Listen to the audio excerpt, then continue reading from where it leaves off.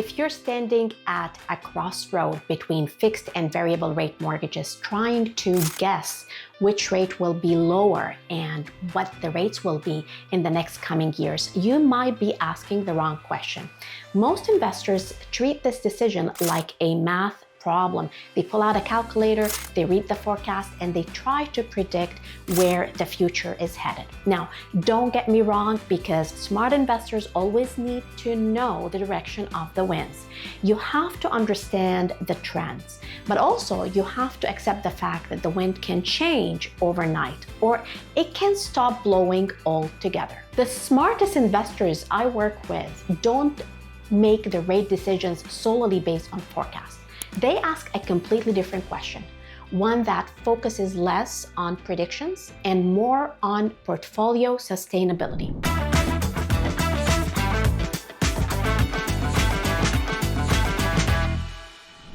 My name is Dalia Barsoum. I am the founder of Streetwise Mortgages, a multi-award-winning mortgage brokerage that specializes in rental property financing.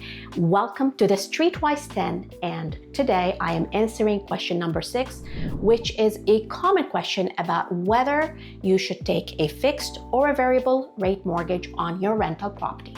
I am going to show you how to think about that decision and how to make that decision, not just based on the low rates or based on the rate direction. So stay tuned. The first filter for making a rate decision isn't the rate itself. It's your plan for your property, your strategy. And that's where the pitfall lives. Ask yourself, what are you going to do with this asset in the next 3 to 5 years? Are you planning on flipping it? Are you planning on doing a buy, renovate, refinance, rent? Are you densifying it and adding value?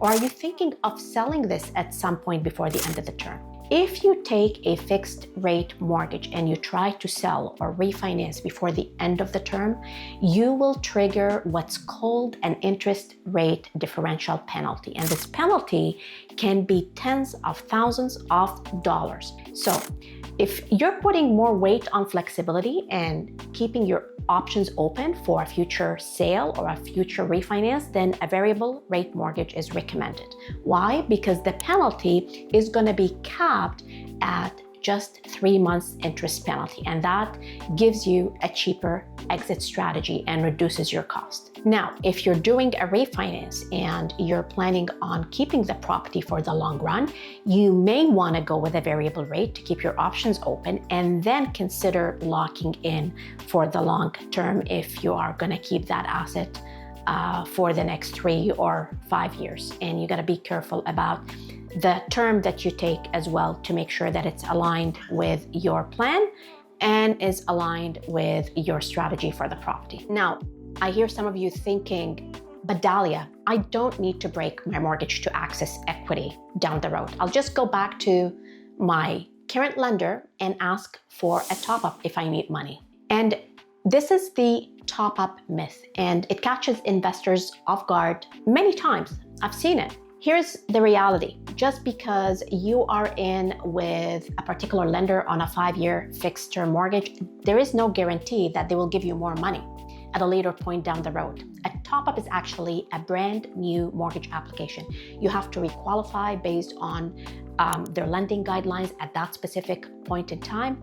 And if the rules have tightened, or if you have purchased additional properties and now your debt ratios do not fit that lender's box, they can simply say no. And if they say no, and you're looking to get money out of that property and you're in a fixed rate mortgage, you'll have to find another lender to switch to, but that's where that big penalty of interest rate differential comes in if you're looking to switch. So how do you protect yourself if you are choosing a fixed rate mortgage? Here is a pro tip for you. I call it the pre-lock strategy. Before you lock into a 5 years fixed mortgage, I suggest that you line up a secured line of credit behind that mortgage if there is equity for you to access and you qualify for it. This allows you to proactively park as much of that equity that is available to you today. Now, if the property appreciates in value over the next 3 or 5 years, you will have to re-qualify to access any additional equity at that time. But by setting up that secured line of credit today, you have guaranteed access to the equity that is available to you today. And this ensures that, God forbids, there is a cash crunch down the road, or if you need money, you are not handcuffed by your 5 years mortgage, and that you've got this line of credit in your back pocket to access at no extra cost to you for a refinance or qualification or legal fees when the time comes. So you're being proactive about it.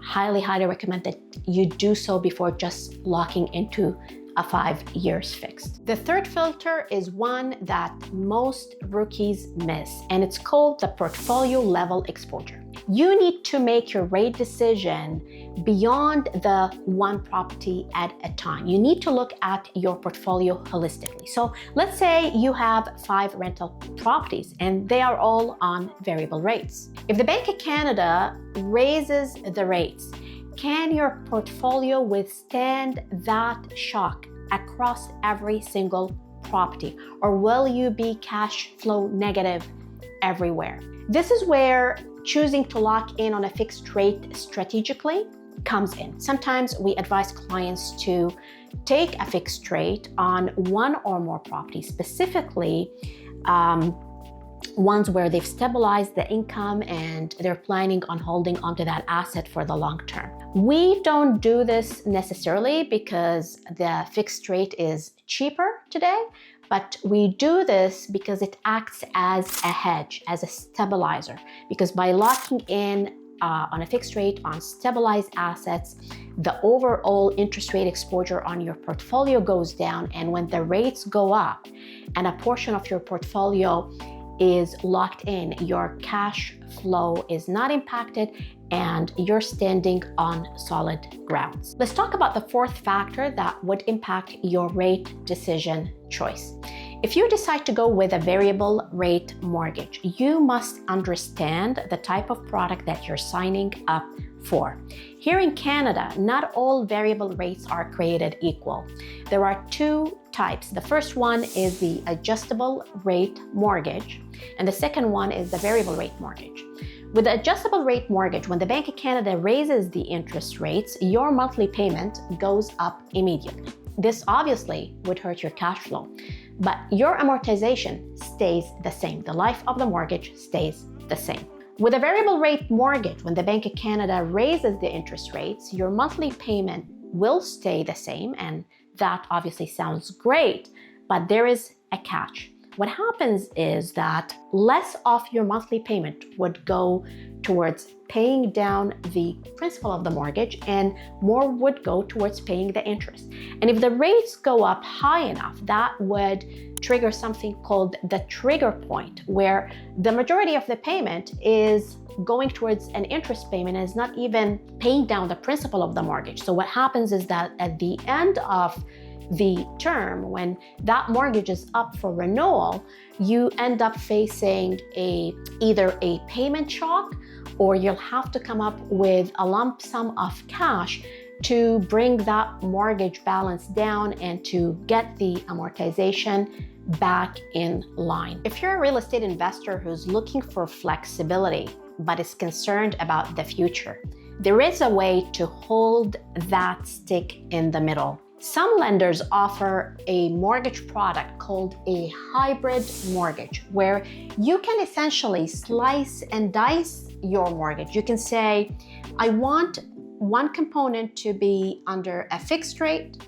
and I want the other component to be under a variable rate mortgage. You can even go further. You can slice and dice this further, and you could say, I want $100,000 to be in a 1-year fixed rate mortgage, and I want the remaining amount to be in a 5-year fixed rate mortgage. Obviously, this is a much more sophisticated mortgage product, but it does allow you to manage interest rate risk at the property level in a much more granular fashion than just selecting a fixed or a variable rate. Here's the bottom line. With the gap between fixed and variable rates right now being small, the decision is not really about whether you can save a $50 or $100 a month. The decision is really about managing risk and choosing options that align with your goals and your property plans. Should you fix the rate?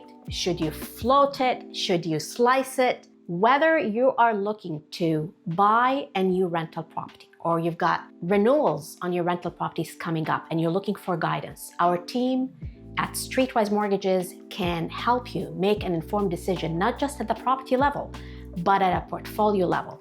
Click on the link in the description to book your complimentary strategy session. Folks, that was question number 6 in the Streetwise 10 series.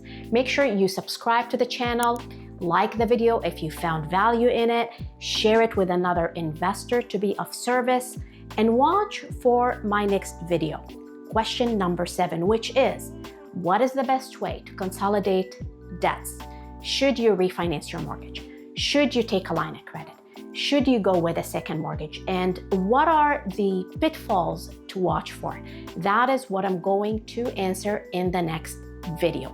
For now, I want to know if you are on team fixed rates for your rental portfolio or if you're on team variable rates. Tell me in the comments. Thank you for watching. Stay streetwise, and I will see you in the next episode.